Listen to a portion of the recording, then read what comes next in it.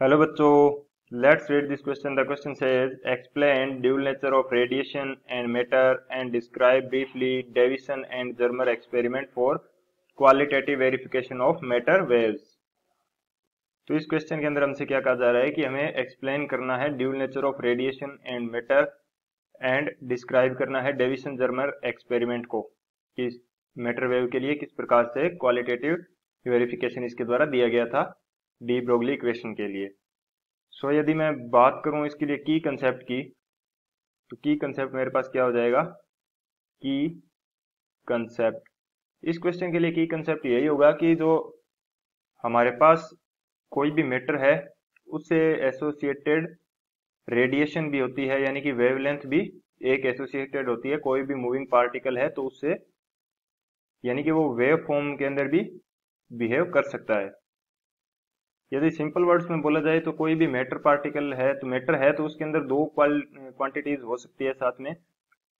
वो particle nature भी show कर सकता है एंड वेव नेचर भी शो कर सकता है. तो यदि मैं इसको लिखना चाहूं तो मेरे पास क्या हो जाएगा? According to this concept, according to this concept, according to this concept matter has both particle and wave nature associated with it,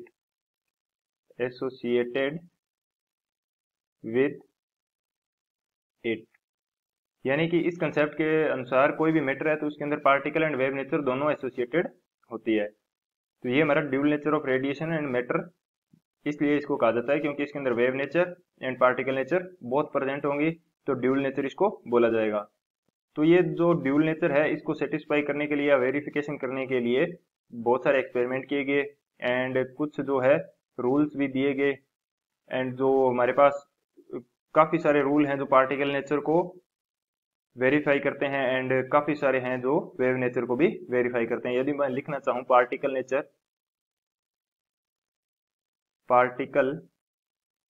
nature, तो ये पार्टिकल नेचर किन एक्सपेरिमेंट से वेरीफाई की गई थी, वो एक्सपेरिमेंट्स के यदि मैं नेम लिखना चाहूँ यहाँ पे तो वो कौन कौन से होंगे मेरे पास? तो ये एक तो हमारे पास हो जाएगा photo electric effect, photo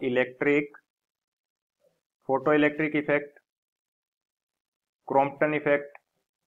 photo electric effect हो गया एक क्रॉम्पटन इफेक्ट हो गया. नेक्स्ट हमारे पास क्या हो जाएगा? Black body radiation. ये जो है पार्टिकल नेचर को शो करते हैं मैटर की. Black body radiations etcetera. तो ये जो फोटो इलेक्ट्रिक इफेक्ट है, क्रॉम्पटन इफेक्ट है, ब्लैक बॉडी रेडिएशंस है, ये क्या करते हैं? पार्टिकल नेचर को एक्सप्लेन करते हैं. इसी तरह से यदि मैं बात करूं वेव नेचर के लिए, तो वेव नेचर को एक्सप्लेन करने वाले कौन कौन से थे, कौन से इफेक्ट हैं जो वेव नेचर को शो करते हैं? तो इसके अंदर हमारे पास आ जाएगा इंटरफेरेंस आ गया, ये वेव नेचर को एक्सप्लेन करता है. डायफ्रैक्शन आ गया, ये क्या है? वेव नेचर को एक्सप्लेन करता है. एंड इसी तरह से हमारे पास पोलराइजेशन जो है, एंड पोलराइजेशन ये क्या करता है? ये भी हमारे पास वेव नेचर को एक्सप्लेन करता है. तो ये हमारा की कंसेप्ट हो जाएगा एंड फर्स्ट क्वेश्चन का आंसर भी हो जाएगा कि जो dual nature of matter and radiation इसको क्यों बोला जाता है. तो ड्यूल नेचर क्यों बोला जाता है? क्योंकि इसके अंदर particle nature and wave nature दोनों एसोसिएटेड होती हैं.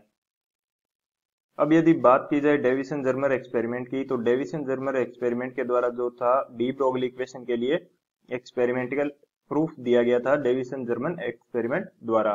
तो यदि मैं बात करूं इसके सेटअप की, तो इसके अंदर कौन कौन से कंपोनेंट्स होते हैं? एक वैक्यूम चैम्बर होता है जिसके अंदर एक हीटिंग फिलामेंट या हीटेड फिलामेंट लगा होता है, जिससे क्या इलेक्ट्रॉन जनरेट किए जाते हैं. इस हीटिंग फिलामेंट के द्वारा इलेक्ट्रॉन जनरेट किए जाते हैं. उसके आगे एक एक्सीलरेटिंग एनोड लगा होता है जिसके द्वारा इन इलेक्ट्रॉन्स को एक्सीलरेट किया जाता है. एंड एक निकल क्रिस्टल के ऊपर इनको टारगेट करते हैं. एंड जो ये टारगेटेड इलेक्ट्रॉन है किसी थीटा एंगल पर ये डिफ्रेक्टेड हो जाते हैं, यानी कि जो इलेक्ट्रॉन बीम होगी वो किसी थीटा एंगल पे डिफ्रैक्ट करेगी एंड इस जो डिफ्रैक्टेड इलेक्ट्रॉन बीम होगी इसको मूवेबल डिटेक्टर द्वारा इसकी इंटेंसिटी को मेजर कर लिया जाता है। तो ये हमारे पास क्या है, डेविसन जर्मर एक्सपेरिमेंट के लिए सेटअप है।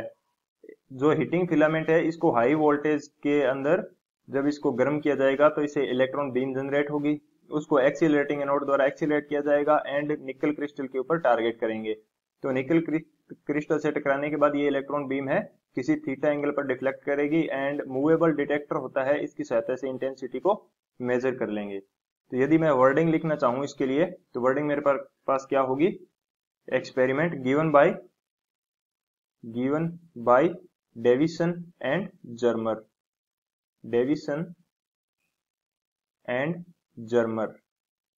डेविसन एंड जर्मर जो साइंटिस्ट थे उन्होंने दिया था इसको 1927 में 1927 में दिया गया था। एंड इस पे क्या है कि इंटेंसिटी को मेजर किया गया था अलग अलग वोल्टेज पे। ये जो हाई वोल्टेज सोर्स है यहाँ पे हमारे पास क्या है, कोई हाई वोल्टेज सोर्स है जिससे इस हीटिंग फिलामेंट को क्या किया जाता है, गर्म किया जाता है। तो जब वोल्टेज की वैल्यू हमारे पास क्या थी, वोल्टेज की वैल्यू हमारे पास थी 54 वोल्ट। उस समय हमें जो एंगल डिफ्रैक्शन का एंगल प्राप्त हुआ था थीटा, उसकी वैल्यू थी हमारे पास 50 डिग्री सेंटीग्रेड। 54 वोल्ट पे वोल्टेज जब किसके इक्वल थी, 54 वोल्ट पे, तब हमें थीटा कितना मिला, 50 डिग्री सेंटीग्रेड। एंड जो इंटेंसिटी थी वो क्या थी हमारी, and intensity was maximum. Intensity क्या थी, इंटेंसिटी वाज मैक्सिमम, यानी कि इस एंगल पे 50 डिग्री एंगल एंड